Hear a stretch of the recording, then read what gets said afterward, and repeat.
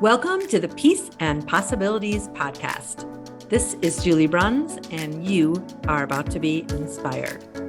I am so excited to share my conversations with amazing people from all walks of life who figured out how to be happy, peaceful, and content doing work they love and making the world a better place so that you can see what's possible for your life.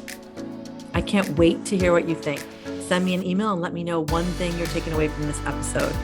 And never forget, anything really is possible. All right, everyone. My guest this week is Abi Singh. And Abi and I are talking today for the first time. Abi and I were introduced by Taylor Booker Barrington. And Taylor was on my podcast. I don't know if it was 2020 or 2021. I can't remember. But she and I have corresponded. And she actually said, Abi, several months ago, she actually introduced me and said, I have a couple of really great ladies that I think would be great for your podcast. And I was kind of pausing at the end of the year to promote my book a little bit more. And I said, well, when I pick them back up again in 2022, I'd love to talk to them. And then we connected via email, but we haven't spoken, which is really fun for me. I love not knowing people's stories and then just kind of jumping in and seeing what surprises me and what you get to talk about. So thanks for being my guest today. You are welcome. Thank you for having me. Of course. I love that intro where, you're excited to learn about the prospects and just not know anything and be surprised. Yes, it's more fun for me anyways. Okay, so we're going to talk about the first question. Mm-hmm. I know a little bit about what you do, but I want you to tell everyone what you do and whatever you're doing now that you love. Did you always see yourself doing this, or was this something that happened like as a surprise? Well, right now I am a wife. I am a rom-com fanatic. I'm a life coach, and I'm also a relationship expert. And basically, I help couples thrive in their relationship. I take them from awareness of their fears and their frustrations, what's really going on in the relationship, to having that openness and that ability to let loose and let go of everything and having that open conversation and understanding each other so that they get to a place where it's peace and joy and happiness. I love that. Peace, the big word for me. Yes. So Abi, did you study what you're doing now? Is it something new? Did you always know you wanted to do it, or did you study something else and then kind of find this career later? The thing about it is it's actually something that kind of happened and that is really my story. A couple of years ago, I met my husband, and we were from both from different worlds. He was from India, not to the last name, and I'm Grenadian. So we met, and it was not until it hit us that, okay, wow, we're from different worlds. We're both from different cultures. How are we now going to navigate together and have life together? And so it was hard for us. We went into business together. We opened a restaurant, and that was either going to make us or break us, And so I was dealing with that. And at the time, I wish that, there was somebody who was out there that I could speak to, a coach, some guide to help us, navigate the frustrations of owning a business with your love partner. And, I said to myself, it took us a while to get to the point where, we're happy now and everything is fine. But there might be other people who are in this situation and, that are looking for that guidance and that help and that coach. And so that motivated me to get into this. And that is why I chose it. I think it chose me rather than I chose it. Mm-hmm. That's always how it goes, right? I think it's funny that you're saying, you said, I had this, it was hard to navigate. I could never work with my husband 24/7. I mean, we've been married almost 26 years and we get along great, but we know we're too different. We do things too differently to be in a business together. We would drive each other crazy. Number one. Number two, so I really admire the people that can do it and do it well together. I think it's a great thing. But most people would say, don't do it. If you ever said, I'm thinking about getting into this with my significant other. Okay, well, it's risky, right? But the other thing is the restaurant business. Both my husband and I grew up working in restaurants, and he did for way longer than I did. And you see all these shows where people are like, I've always wanted to own a restaurant. And we're always like looking at each other with that, it's going to be the death of you, because it's such a hard business, and it's you have to work so many hours, and it's rough. It can be really awesome, but that's few and far between. But hey, I'm all about possibilities, and sometimes it's great, right?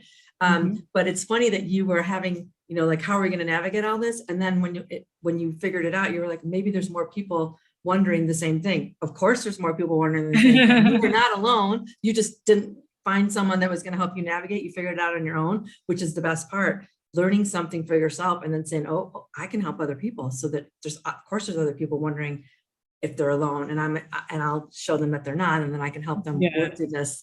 And then you're solving a problem, but then you also, because you lived it, it's not just you learned how to talk to these people and do this business and coaching, you actually lived it, which makes it better for you to be talking to other people. It's brilliant. Right. Yep. That's right. And the thing is that, sometimes you do it, and it's only when you try to figure out, okay, this is what we did, and we didn't succeed at that stage, but we did something different, and boom, this is what worked for us. Yeah. And so we're able to now, as you said, from experience, we're able to now help others, if they're in a similar situation. How are we going to go through this? How are we going to navigate it, and have that know-how to help them? Yeah. I mean, it's awesome. And I was talking about my book with someone when it came out, and he was saying the same thing. Like, you figured out you needed a problem to be solved, and you figured out how to solve it. And then you're like, oh, wait, so now I have this new information. I can help someone else.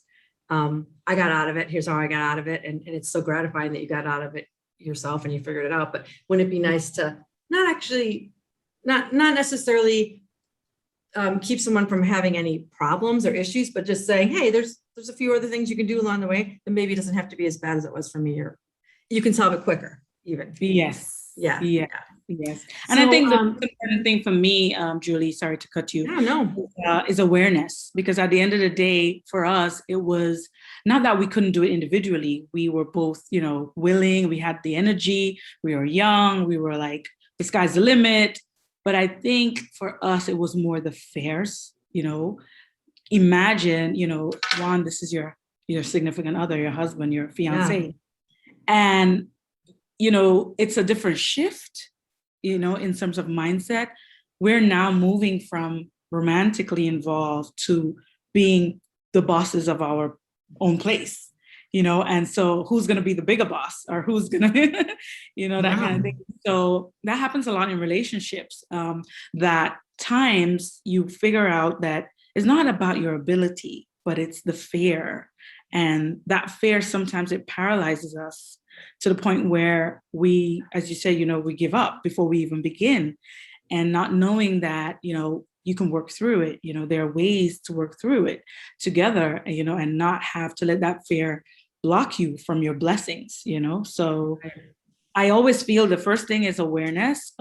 Call out your fears. What is it that you fear the most? Why wouldn't you take that step? Why wouldn't you want to be great? Why? Is it because you feel that, growing up, you weren't good enough, or you feel that, people are going to judge you, or you're going to be judged by your partners?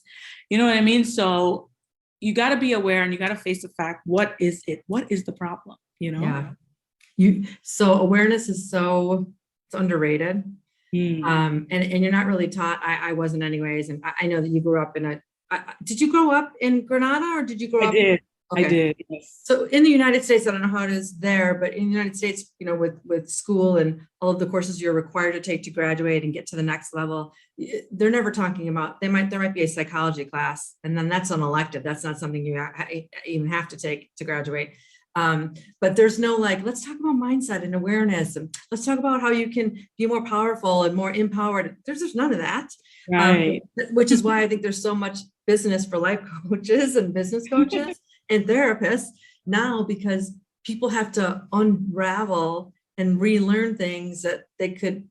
I'm not saying nothing would be wrong if we had all that when we were younger in school and stuff, but you weren't taught any of that. You've just taught to learn all these other things, and then I'll just apply them to what I'm doing, and then my life will just have everything I need. And it's but if you're not taught all those other skills, especially the self-awareness and learning more about yourself, so that how you relate to other people and all of those soft skills. Right. It would just be a different, well, I wouldn't be able to probably do the work I'm doing because everyone would have everything they need, but it's it's always been important, but it's super important now because everyone's struggling with this, being disconnected and not having all of the ways to connect with people that we used to have over the last couple of years have moved on. But what am I doing? And it's like, but if you're not aware of what kind of person you are and how you work with other people and how you come off to people, all those things, which are way more apparent now over Zoom than they were before, we'd be in a different place. So, I mean, I'm glad there's people like you doing this kind of work, but it really would be nice to have it around sooner so that we wouldn't have to struggle so much later. Yeah, but thank God it's here, it's available. We go through it and now we can help others, and that's what's important. Yes, for sure. Okay, so you meet your husband, you start this business, and along the way, when you were figuring things out and who's going to be the boss, the bigger boss, and all of that, and then even up until you met your husband and started this business, and then the life coach stuff, how did you remain happy and peaceful, content along the way? How were you like, okay, not everything's perfect, but I can still get through this? What were you telling yourself, or what were you practicing along the way? I think for me, happiness, well, for us in our relationship, happiness has a lot to do with, being ourselves. At the end of the day, you're two different people. You're two different individuals. And so, not allowing that person to, become whoever they want to, or having habits that they're accustomed to, or just trying new things is keeping them back from, being happy and cheerful. And I learned in my relationship, and I see a lot of couples, Julie, like go through that, is that they hold back on their own joy because they want that other person to be joyful in their own way and not think about their own happiness. And I think at the end of the day, if you're in a relationship with someone, or you and your partner have been you just started, it's important to figure out, okay, I love this person, but I also love reading books or planting, or I enjoy buying flowers, or I enjoy going to the movies, And I always tell couples, I said, it's both of you. It's not just you. Right. And you got to remember the other person in the relationship in order to stay happy. There is compromise, Julie. There is compromise, of course. It's not like, okay, everything I want to do, we're going to do. But the state of mind that you need to have in a relationship has a lot to do with your peace, And so, for example, like with me, I love planting. I love to do planting. And so my husband, what he does, if it's my birthday or it's Christmas, instead of getting me a gadget, he'll buy me an orchid, or he'll sign me up for this course of how to plant green vegetables or something like that. And so I always tell couples, I said, go deep into the happiness of your partner and see what it is that you can do to surprise them with that thing that makes them most joyful, That. Like, as I said, expand on the things that they're already joyful about. Go beyond, I'm just going to get you a watch, I'm going to get you earrings, you know what I mean? Go beyond that. Really think about them, because there could be couples living together 5-6 years and still not have found, what is it that my husband loves? What is it that my wife enjoys? How can I surprise her or make her feel even more special? And that is learning their love languages, learning what makes them most joyful. And sometimes it means calling the sister, calling the brother, calling the mom, calling the best friend, that kind of thing. So I stay happy by still enjoying the things that I love when I was growing up, love now as an adult. And that is something that I really can't see myself not doing, even if it's both of us in the relationship, So smart. It's not really that complicated. You know what you love. And usually the person you're spending your life with knows what they love. And you can do more of what you love and bring more joy to your life and your experiences. And then you can let them do more of that, or bring them, like you said, more of these experiences that they love, enhance them or expand them in some way. and then you get to be more joyful together. My husband and I were talking recently about how, when you're younger, people will think, well, I have to make this other person happy, but you're never responsible for someone else's happiness. You are enhancing what they love. You are helping them figure it out. You are supporting them in it, but you're not ever the reason that they are or not are. I think this is one of the big secrets of marriage. You are or are not happy about it's not your responsibility. And when people put that on them, especially early on, they think, okay, it's I have to do all of this. And it's like, no, that was never your responsibility. You're supposed to come together, like you said, with two people that have experiences and have different joys and different things they love and are different people, and coming together and supporting all that. So it's also, I don't think, I don't know if you took this when you married your husband, but we have something here called, well, in the Catholic religion, which I did take, pre-Cana and all those classes to get to know people. Yes. I'm all for getting to know people. And obviously, whether you do, no matter what your religion is, there are courses to figure that out. And there are ways to get together and decide what all those things are. But there's still no real test as to when you start living together. Exactly. Like, no matter how much it's not the same when you're living with the person. And I'm so happy you touched on that, because I remember working with, because I work with some couples, and it's the statements they make, like I think it will be better if I just not say anything when he wants to make a decision. I'll just hush, and whatever he wants, we'll go for it. And then you're not realizing over time, they're not even going to consider you, because you're just going with whatever they say, And so this is the thing. I always stress that you're two people, but you still have two different brains, it's two different ways of thinking, it's two different personalities, sometimes it's two different languages, because my husband speaks a totally different language, and so the whole street language, the whole way they do things is different, so you cannot forget the individuality, even if you're together. And so your joy, your happiness has to be what is important for you, and has to be within that relationship, has to be important. 100%.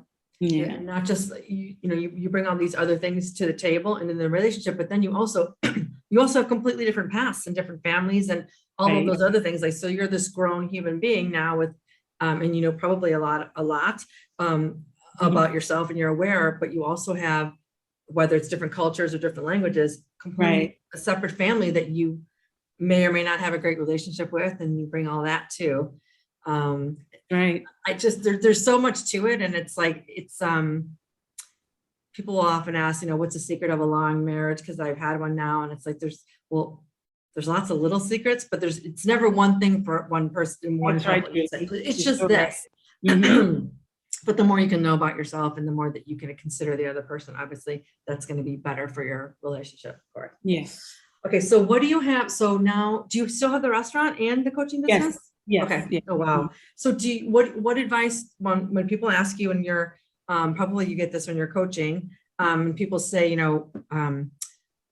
I would like to have a career similar to yours, or I was thinking about having a restaurant, or I would love to be a coach someday too, or they're just trying to get advice from you because now you're doing kind of two really different things. What do you tell them, and what advice do you give people when they ask you?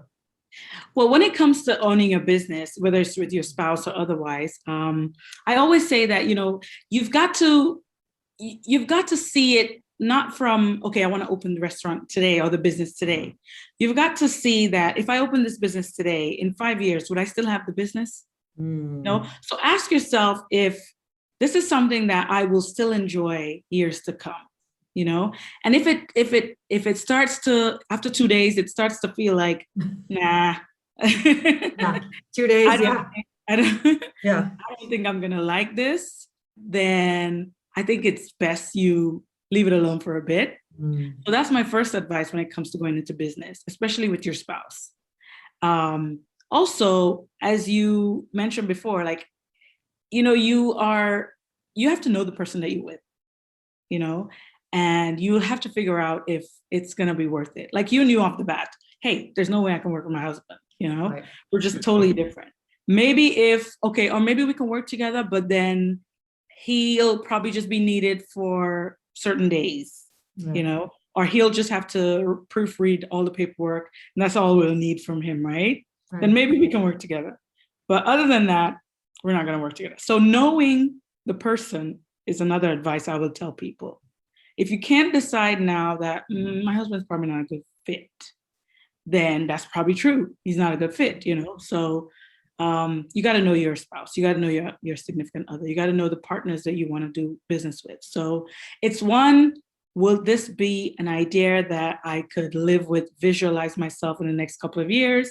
And secondly, is this something that I want to, is it going to hinder? Is it going to spoil it? Is it going to work for us, in terms of us having that longevity together? And if it does, then yeah, go for it, When it comes to life coaching and relationship expert, I think that everybody has something they can teach someone else, right? The fact that you've gone through healing your acne, you've gone through helping somebody change their careers, the fact that you've gone through helping a single person get married, the fact that you were able to do that means that something that you did was right. And so there's no face that is, oh, you're a life coach, you're a relationship expert. Right. There's nobody that has the look, Right. It has to do with your ability to transform. Yeah. And if you can do that for someone, then hey, you can be that, Don't think that it has a look or a status, or you have to have that sort of degree or that kind of thing. You have the ability to transform, go for it. Oh, that's good advice. I love what you said about everyone has something to teach, because not everyone sees it that way, like depending on what their role is or what kind of job they have or what kind of, maybe it's a business. It's like everyone has different experiences and strengths, but everyone does have something to teach. It's just a matter of, do you want to share it? Do you like sharing it? Some people would say, I have a lot to teach, but I don't really like talking to people one-on-one, or I'd rather write about it. I don't want to have conversations. Okay, well then life coaching probably wouldn't be a good fit for you. Right. Or teaching in a school or whatever. Writing is better. You need to know what your strengths are, and then you need to know what won't work well for you, what you wouldn't enjoy. I also love what you said about, ask yourself in 5 years, will I still be excited about this? And whenever I'm talking to people about what I do, I I could see myself doing this for the next 20 years. So it's a good question to ask, because if you're kind of like, I'll do it for a year and then I know that's all I want to do it, then maybe it's not the thing you should jump in, especially a business, because a business is going to take a couple of years to get going. So if it's not something you're truly passionate about. That's what everyone always says about businesses, especially, like if you're not thinking about it all the time, it's probably not gonna, it takes a ton of work and effort. Oh yeah. Yeah, and not just a 9-to-5 thing, but if it's not something you're excited about talking to people about every day, or really doing the work and all of the work that it entails, it's probably not, it's probably a no. So, it's not, doesn't mean you can't do something else on the side or have a hobby, but you have a regular job and then you have a hobby, but it's not for everyone. And it's not sustainable if you're really not like really into it. Really not. Yeah. Yeah. So true. Okay. So let's see, is there anything you wish you'd learned earlier in your life or career? Ooh, that's a good one. Yeah, I think knowing that I can be anything I want to be, and that, there's something in my island that it's kind of like I want to say it's kind of like a standard that everybody is going to be a teacher or a doctor or a lawyer. And there was not a lot of people doing relationship coaching. Mm-hmm. Yeah. And knowing that now that there's scope for that, I wish I'd known that earlier. I probably would have been that a couple of years ago. Right.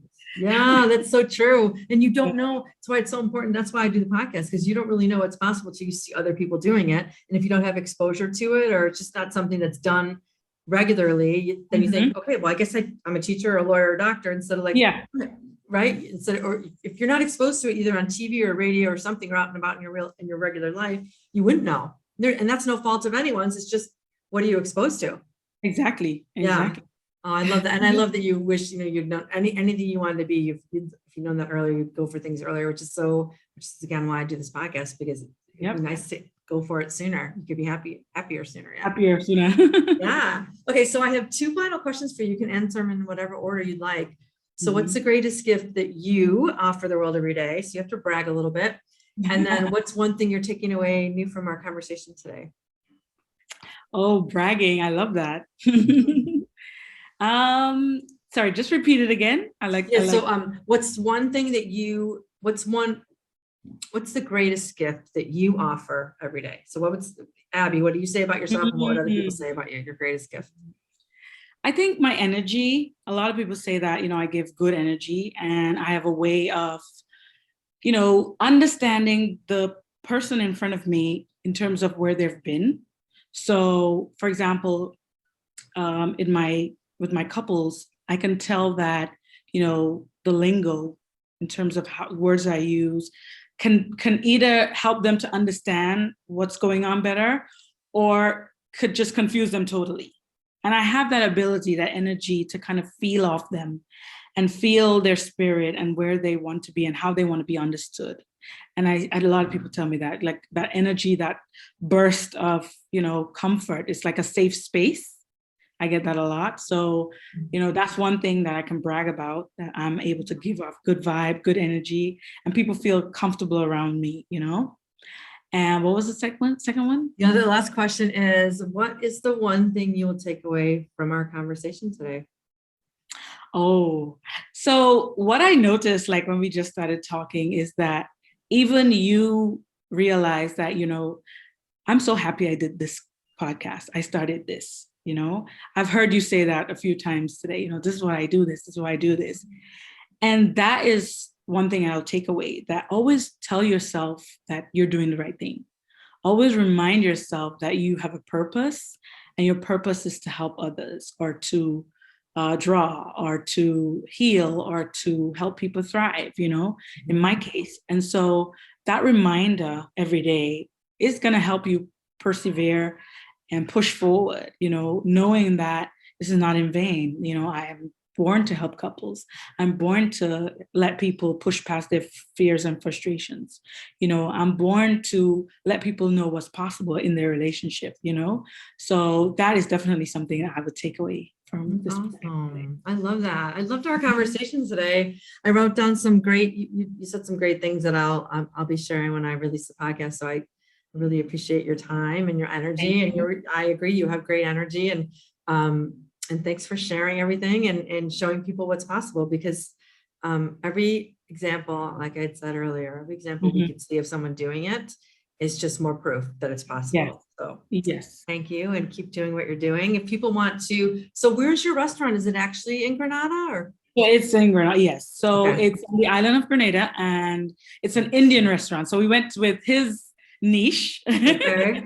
In your home plate. Oh my gosh, that's so cool. So, and I'm saying it wrong. So it's Grenada, not Grenada. Grenada. Okay, cool. What's the name of it? People are visiting there. That'd be fun. So it's Punjabi, Punjabi, and ABI is my name. So we've kind of linked it. Yeah, that's so really cool. And then if people want to work with you for coaching, how do they get a hold of you?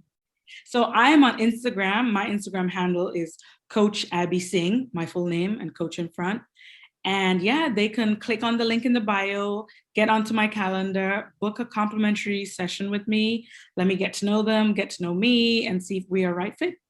Awesome. I love it. Well, congratulations on everything you're doing. And I can't wait to follow you and see what you're up to. And it's awesome. It's awesome. Good for you. I'm really glad that Taylor connected us. Yes. I'll make sure and tell her that, we spoke highly of her during our conversation. Yeah, for sure. All right. Well, take care, Abby. Thank you so much for joining. You. Bye, everyone. Bye. Bye. Thanks for listening. I hope you loved this episode. Don't forget to like us, subscribe, review, and share it. I hope you were truly inspired.